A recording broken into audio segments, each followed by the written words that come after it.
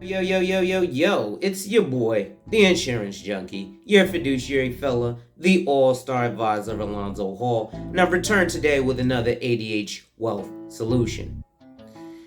Today, we'll begin to discuss fulfilling all of your financial needs. To contribute to channel growth, the links are in the description.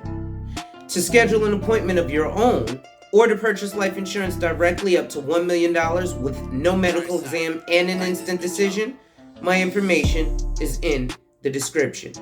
Lastly, make sure you hit that like, drop a comment, subscribe, and hit that notification bell so you're made aware every time I release new content. And as always, share, share, share. And now, here's our next feature.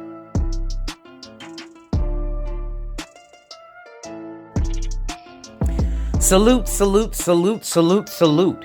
It's your boy, the insurance junkie, your fiduciary fella, the all-star advisor, Alonzo Hall. And I've returned today to whap and tap on your head with another ADH wealth solution. Today, we're continuing our multi-part series regarding life insurance and slavery insurance. Before we go in, ladies and gentlemen, make sure you hit that like, drop a comment, subscribe, and hit that notification bell so you're made aware every time I release new content. And as always, share, share, share. Lastly, to contribute to channel growth, to purchase life insurance directly up to $1 million with an instant decision or no medical exam, or to schedule a one-on-one appointment with a licensed financial professional, the links are in the description. So as we proceed to give you what you need.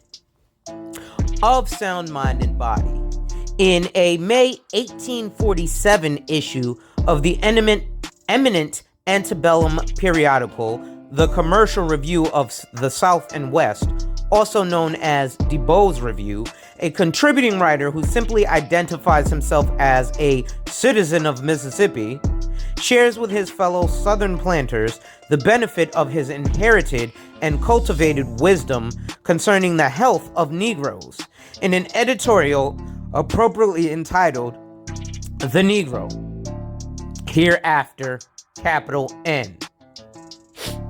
I have been conversant with the health of Negroes and the treatment of them in many localities and by many masters. I have practiced medicine on large and small estates and attempted different modes of management, observing closely and to profit the good or bad of systems of others. That our planter has a history of practicing medicine on slave plantations does not mean he is a qualified medical professional. Otherwise, he likely would have established his credentials. Instead, practicing medicine must be viewed alongside other modes of management, as in his ethnographic methods or strategies for observing closely those techniques that generate profit within his own plantations and in the systems of others, both peers and forebears. I am a Southerner, and my ancestors before me were Southerners. I am a slaveholder, and I have been so for a quarter century. The Mississippi citizen is concerned to affirm the crucial role of labor management. In his terms, the central emphasis a planter must place on the value of Negro property in order to build an enduring franchise. There are planters, even at this date, who regard their sole interest to consist in large crops, leaving out view altogether the value of Negro property and its possible deterioration by unskillful usage. Like any other property, to say nothing about morality, this is a great pecuniary evil. Here, it is not slavery that is evil, but being careless in the service of one's Negro property, being prone to excess, whether that means being wasteful in the way of resources or especially cruel. Being deliberate, thoughtful, moderate is what distinguishes the forensic profile of the planter and his demographic from the slaves and those of his ilk. Negroes are thriftless, thoughtless people, and have to be restricted in many points essential to their constitution and health. Left to themselves, they will overeat, walk half the night, sleep on the ground, out of doors, anywhere. Thus, the unrestricted slave ceases to become an asset and becomes a liability, even if it's not the relation between assets and liabilities, but the very notion that value can adequately be assessed this way, which defines capitalism as a pervasive social logic. Since the Negro is thoughtless, it is impossible to account for him outside the purview of modern capital.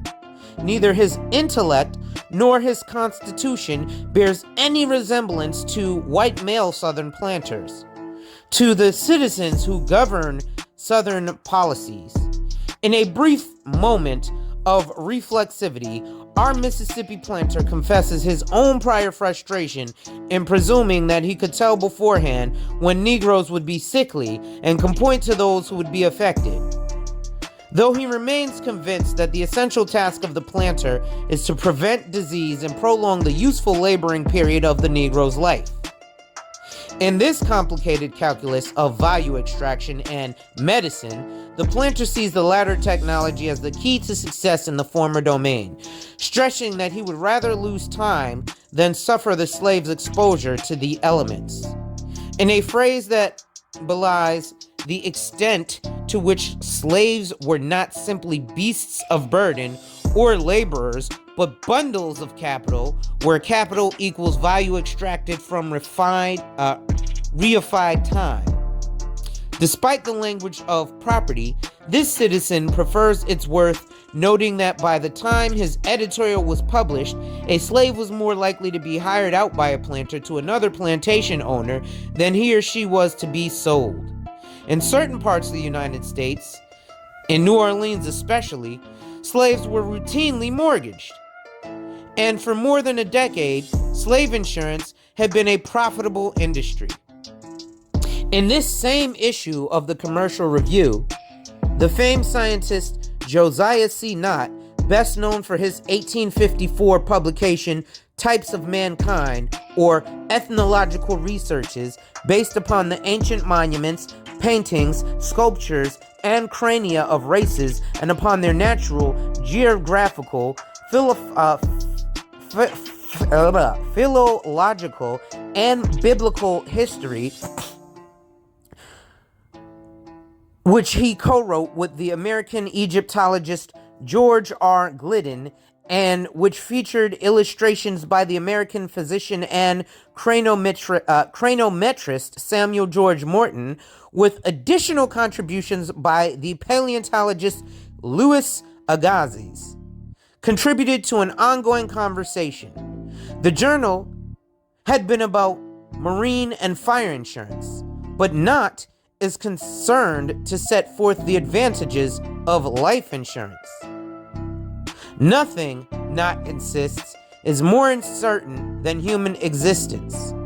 Yet if it is more prone to peril, life insurance likewise possesses unprecedented promise to generate prosperity for individuals and nations who are prudent enough to capitalize on this new security. Holy smokes, they called life insurance a security when it first came out. But again, Goldman Sachs and them don't want you to invest in life insurance, both in the sense of safety and with reference to this new mode of finance and investment. Let me read that again for the people in the back. Nothing, Nott insists, is more uncertain than human existence. Yet, if it is more prone to peril, life insurance likewise possesses unprecedented promise to generate prosperity for individuals and nations who are prudent enough to capitalize on this new security, both in the sense of safety and with reference to this new mode of finance and investment. Knott uses the term life insurance to explore a broad range of valuation, including the prospect of insuring free or colored African Americans. He also confesses in passing to having assessed the value of slaves in his capacity as a medical examiner. It is a telling comparison in a discussion about life insurance because slave insurance has never been systematically analyzed alongside life insurance in the historical scholarship. Often, the link between slavery and insurance centers on marine insurance or slaves as cargo. Elsewhere, the scholarship notes that life insurance companies raise the question of whether to offer policies to free and enslaved African Americans, but generally omits them from discussion after insurance firms made the decision not to take black clients. Hence why Alonzo Herndon created Atlanta Life Insurance in the 1800s, because companies like Prudential and New York Life, who actually owned slaves and started to decline people left and right for the simple fact that they were black. But y'all don't hear me though. Y'all want to talk about, well, think about your little life insurance. I'd rather invest my money in crypto or an ETF. That's where the money's at. No, that's not where the money's at, you stupid motherfucker. The money's here in life insurance, as evidenced by these motherfuckers since the 1800s, who owned slaves. And they call it a security. Like your Section 529 college savings plan, your 401k, your UTMA account, your fucking CD, your fucking money market account, all that bullshit that doesn't equate to the real money, which is life insurance. But see, when I talk to you about it, you, especially black Americans, have had the wool pulled over your eyes. What did Malcolm X say? We've been hoodwinked, bamboozled, and led astray. Now, let's continue. Even when historians of life insurance discuss slave insurance, they restrict it to a separate category of valuation without considering the theoretical payoff that might derive from complicating the boundary between Negro property and legal persons, especially since the insured value of a slave was not based on physical stature, nor even the capacity to breed, which became significant, especially significant in the U.S. between the abolition of the slave trade in 1808 and the abolition of slavery in the 1860s. As I have mentioned above, slaves insured for the highest amounts were artisans with privileged skill sets like blacksmith, or those who worked in especially dangerous industries like mining or on steamboats, making slave insurance an early version of corporate or industrial insurance, if not quite workmen's compensation. These dynamics were acute in the commercial history of New Orleans, which became the nation's leading slave market in the decades following the Louisiana Purchase of 1804. In shipping slaves to the Lower South, planters usually sent them by steamboat down and around the East Coast from Chesapeake Bay port cities like Baltimore, or down the Mississippi River from Midwestern cities in Ohio, Indiana, or Illinois. And to mitigate the potential hazards associated with transport, the potential of a ship capsizing or being overtaken by privateers and pirates, planters routinely took out insurance policies on their slaves. Comparing slave insurance to life insurance underscores the tension between concrete and abstract views of what it meant to be a human being in the 19th century U.S. The unsteady dialect likewise underscores the role that risk plays as a historically produced and institutionally regimed genre of ad hoc classification that masquerades as universal. In applications dated to 1841, the National Safety Life Insurance and Trust Company of Pennsylvania promoted services for white persons and slaves, despite the juridical differences that obtained between these two groups as persons protected under the law and as property, respectively. National Loan and Life Insurance Company of London offered insurance as a method by which slave owners may be protected from loss, but did not apparently categorize it as a separate entity called slave insurance. Even when these firms specified that the value of policies for whites would be based upon different modes of valuation, it's clear that these systems of calculation overlap and intersect. In fact, policies like those the Baltimore Life Insurance Company used, which spelled out the age range for which whites could be covered, as in no insurance over 62 years of age or under age 8. Provoke comparisons with slave life expectancies, since planters would often use the same applications to purchase insurance for themselves and their property.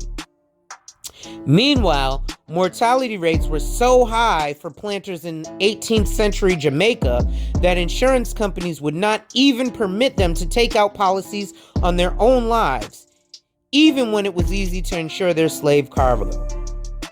In November 1847, Knott published an article entitled Statistics of Southern Slave Populations.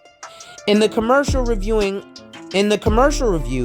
noting that 6 months prior, he had made reference to only the white population, but would now, in compliance with a request from the editor, deliver a few remarks on the value of life among the colored population, which he notes is becoming a very important subject for consideration.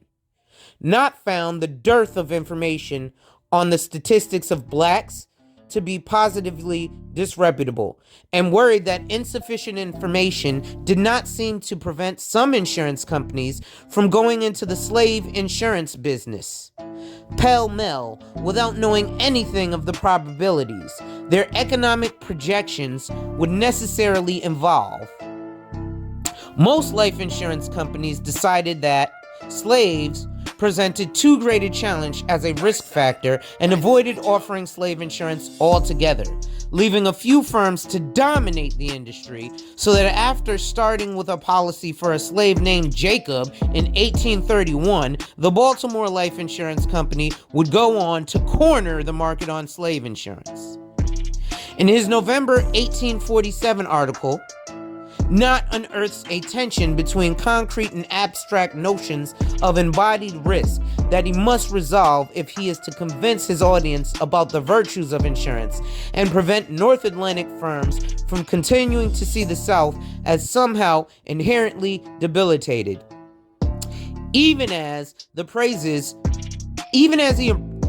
he praises insurance for helping to secure commercial futures, Knott must grapple with the fact that Southerners, like himself, face higher rates based on the notion that men of this region have weaker vital statistics.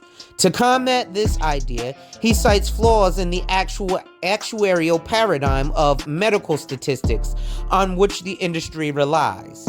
A company may work admirably for a few years and eventually wind up disastrously.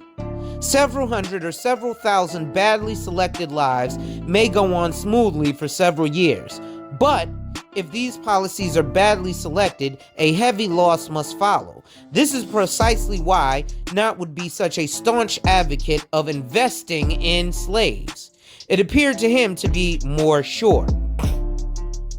Insurance firms would use the same logic to deny coverage to African Americans once slavery was legally abolished. That the lives of free blacks were somehow more difficult to assess than slaves. Meanwhile, Knott tried to distinguish slaves as colored people from the Deep South from those of the Atlantic states, which he viewed as physically and morally inferior, citing a pedigree which included French and Spanish colonial influences. Knott saw Negroes from the Deep South as somehow more refined, which he translated into a more reliable work ethic and fidelity to planters. This characterization perhaps stemmed in part from a broader concern to counteract prevailing North-South dichotomy of civilization, which surfaced in tandem with the rise of northern interest in breaking with plantation slavery in favor of new strategies for investment, even if regional economies remain tethered in ways that evaluated popular commentary. Knott's critique of the burgeoning industry for life insurance in the U.S. derived from his sense that firms had essentially imported a North Atlantic view of the industry that read the South as a region apart. In his words, all life insurance companies of the United States are north of the Potomac, as are nearly all the writers on vital statistics, and we are satisfied that a want of local information and personal observation have led them into many grave errors respecting our condition at the South. Ladies and gentlemen, that's going to be it for today. Make sure you hit that like, drop a comment, subscribe, and hit that notification bell so you're made aware every time I release new content. And as always, share, share, share.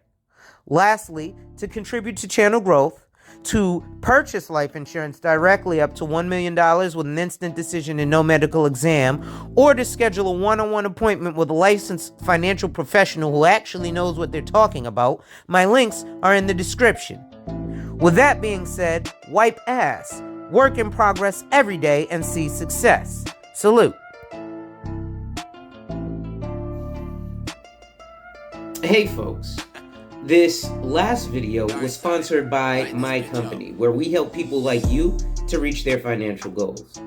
We do this through a simple conversation where we help to identify and then protect your lifestyle, and then we implement a plan. The process starts at about an hour. So, if you want more information or you want to schedule a consult, contact me via the information in the description box, and let's talk and see if we're actually a great fit for each other.